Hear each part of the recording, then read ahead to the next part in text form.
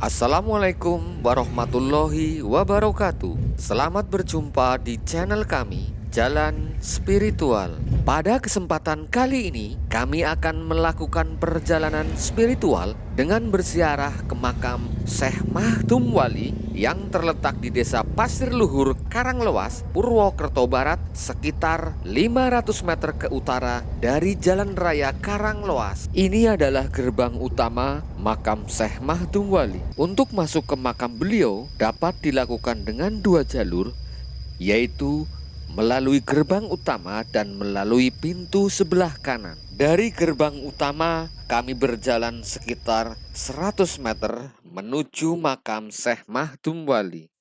Jalan menuju makam Syekh Mahdum Wali diapit oleh dua benteng yang disusun dari batu-batu kali setinggi 1 meter. Benteng yang mengapit jalan ini dibangun sebelum Syekh Mahdum Wali menyiarkan agama Islam di daerah ini. Jalan yang diapit oleh dua benteng ini benar-benar membuat kami merasa seperti berjalan menuju sebuah pendopo kadipaten. Sebelum melakukan ziarah, kami menuju masjid terlebih dahulu, di mana masjid ini adalah peninggalan Syekh Mahdum Wali. Masjid peninggalan beliau ini bernama Masjid Al-Karomah, dan ini adalah prasasti yang dibuat oleh pemerintah Banyumas untuk membuktikan dan mengesahkan bahwa Masjid Al-Karomah dibangun pada masa Astana Pasir Luhur, di mana pada masa itu Syekh Mahdum Wali menyiarkan agama Islam di Kadipaten Pasir Luhur. Dari Masjid Al-Karomah ini kami berjalan menuju makam Syekh Mahdum Wali untuk berziarah. Berdasarkan informasi dari juru kunci dan informasi dari orang per orang, serta berdasarkan pengalaman spiritual kami, bahwa di tempat ini dahulu adalah sebuah kadipaten besar bernama Kadipaten Pasir Luhur yang dipimpin oleh Adipati Raden Banyak Blanak dan adiknya yaitu Raden Banyak Geleh sebagai patihnya. Raden Banyak Blanak dan Raden Banyak Geleh merupakan keturunan kelima dari Raden Kamandaka dari Kerajaan Pajajaran, Jawa Barat. Dalam istilah sekarang hubungannya seperti canggah. Pada masa itu, sekitar abad 15, masyarakat di wilayah Kadipaten Pasir Luhur, termasuk Adipati beserta keluarga dan bawahannya, mereka memeluk agama Buddha. Melihat kejadian tersebut, Raden Patah sebagai Sultan Demak yang membawahi Kadipaten Pasir Luhur merasa prihatin, sehingga beliau menugaskan Syekh Mahdum Wali untuk menyiarkan agama Islam di Kadipaten Pasir Luhur. Syekh Mahdum Wali adalah seorang ulama sekaligus bangsawan Kesultanan Demak yang cerdas dan berilmu tinggi, sehingga sebelum beliau melaksanakan tugas dari Sultan Demak, beliau bermeditasi terlebih dahulu menembus batin Raden Banyak Blanak. Raden Banyak Blanak yang juga seorang Adipati Linui dapat menangkap panggilan batin dari Syekh Mahdum Wali. Maka terjadilah dialog batin antar mereka. Dan dalam dialog tersebut, Syekh Mahdum Wali menjelaskan tugas dari Sultan Demak tentang agama yang akan disiarkannya. Selesai berdialog batin dengan Raden Banyak Blanak, berangkatlah Syekh Mahdum Wali bersama Patih Haidin dan Patih Husein menuju Kadipaten Pasir Luhur menemui Raden Banyak Blanak dan Raden Banyak Geleh. Sesampainya beliau di Pasir Luhur, Syekh Mahdum Wali menyampaikan amanah dari Raden Patah bahwa beliau diutus untuk menyebarkan agama Islam di Kadipaten Pasir Luhur dengan cara damai tanpa kekerasan. Mendengar amanah tersebut, jawaban dari Raden Banyak Blanak dan Raden Banyak Geleh seolah sudah mendapatkan petunjuk dan hidayah dari Allah Subhanahu wa Ta'ala, sehingga mereka berdua langsung menerimanya, kemudian berjabat tangan sebagai tanda penyambutan dan penerimaan.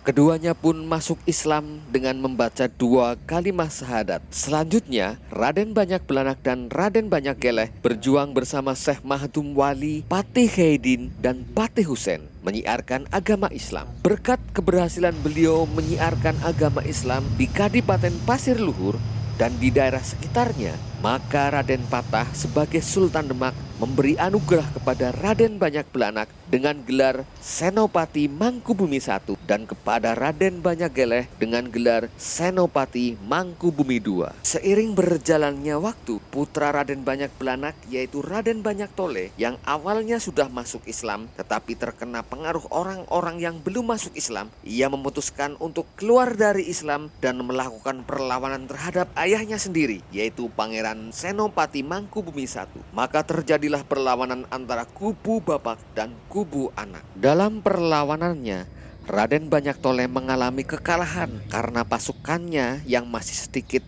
dibandingkan pasukan Pangeran Senopati Mangkubumi I yang juga dibantu oleh pasukan dari Demak. Raden Banyak Toleh lari ke selatan, lalu ke timur sampai ke daerah Kebumen, kemudian sampai ke desa Petanahan. Di desa Petanahan, Raden Banyak Toleh meninggal dunia dan dikebumikan di sana. Meninggalnya Raden Banyak Toleh membuat Pangeran Senopati Mangkubumi I merasa sedih dan kecewa karena anaknya meninggal dalam keadaan murtad. Akibat dari beban pikiran yang sedih dan kecewa yang mendalam, Pangeran Senopati Mangkubumi I menjadi sakit-sakitan hingga meninggal dunia dan dimakamkan di Pasir Luhur. Setelah kejadian tersebut, Syekh Mahdum Wali memanggil adik dari Pangeran Senopati Mangkubumi I, yaitu Raden Banyak Geleh atau Pangeran Senopati Mangkubumi II. Beliau diminta untuk meneruskan perjuangan dari kakaknya. Raden Banyak Geleh bersedia untuk meneruskan perjuangan dengan meminta satu janji kepada Syekh Mahdum Wali, yaitu apabila Raden Banyak Geleh meninggal dunia, beliau ingin dimakamkan satu liang bersama Syekh Mahdum Wali. Janji tersebut disanggupi oleh Syekh Mahdum Wali yang disaksikan oleh warga Pasir Luhur. Dalam perjalanan perjuangannya, pada tanggal 2 Sa'ban, Kanjeng Syekh Mahdum Wali meninggal dunia. Sehingga setiap tanggal tersebut sekarang diperingati menjadi haul beliau. Selang beberapa hari, Pangeran Senopati Mangkubumi II juga meninggal dunia. Sesuai janjinya yang disaksikan oleh warga Pasir Luhur, Pangeran Senopati Mangkubumi II dimakamkan bersama Syekh Mahdum Wali yang istilahnya berjejer.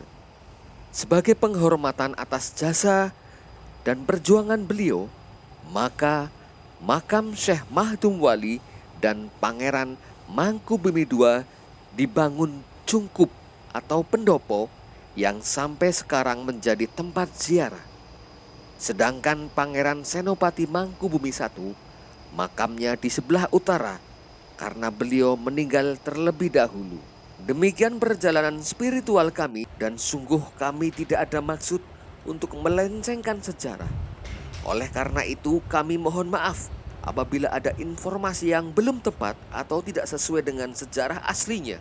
Dan insya Allah di lain waktu akan kami perbaiki. Sekian, wassalamualaikum warahmatullahi wabarakatuh.